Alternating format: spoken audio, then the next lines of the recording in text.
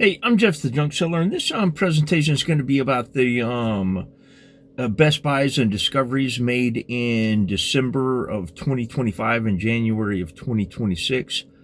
I decided to combine these 2 months because I really didn't have anything to brag about for December, and I really want these presentations to be to showcase the trophy pieces that I get, but there really wasn't any for either December or January, aside from the Griswold Hearts and Stars waffle iron that I got in January at Santa Ana, Texas. Um, but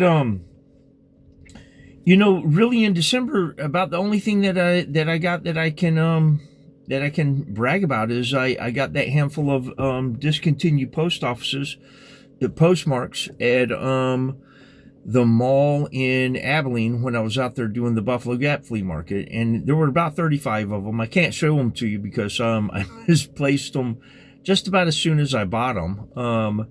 They're in my storage unit somewhere in one of the file cabinets. But I did discover 3 coins that I had. I purchased these from David Rose. One of them was a British coin. It had there were varieties for this specific year.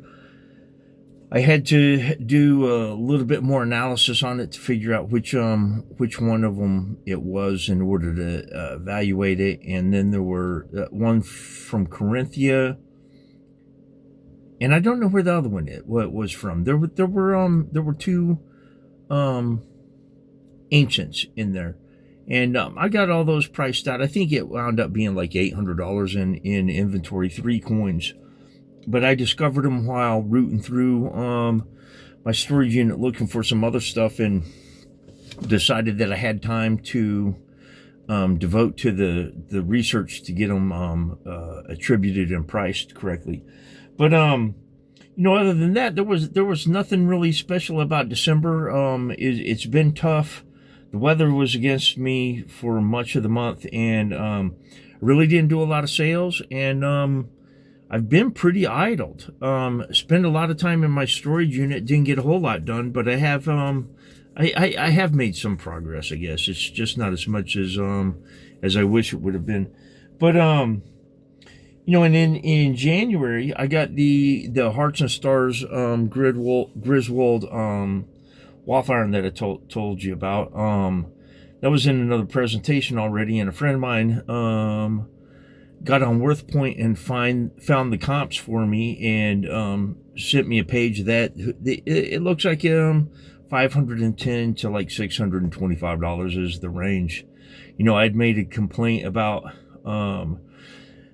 collectors and dealers getting organized and coming and running a lot of BS on me while I was set up at Buffalo Gap, telling me that my price was outrageous. And he looked it up on WorthPoint and found out what the sold's results were, and was kind enough to share that with me. And I got to tell you that it was what I already knew. This what I was telling the guys out at the market, but it was just nice to have confirmation on that.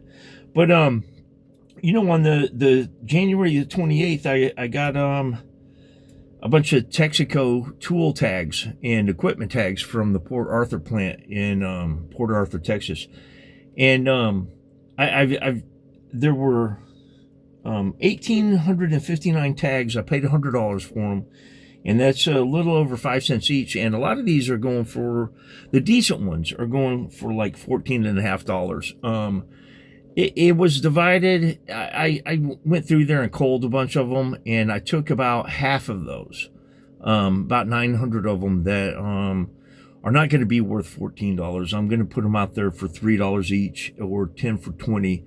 They're the ones that have a little bit of wear, or they have too many holes drilled in them, or a hole drilled through the word Texaco, or interfering with the number, any kind of issues like that. And anytime I get into something like this where it's a large group, I always sell the bottom first. The ones that are inferior, they have to be the ones that are pushed into the marketplace first, and I took a box of them. I don't remember what the count was. It was 860 something.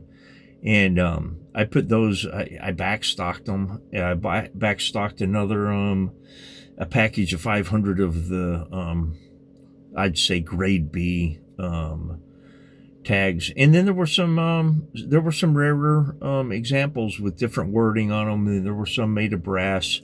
Now I am going to have to go back through there and sort a bunch of them out, because they're in the major groups. I've got them put together, and some of them are steel. Most of them are steel, but some of them are copper nickel.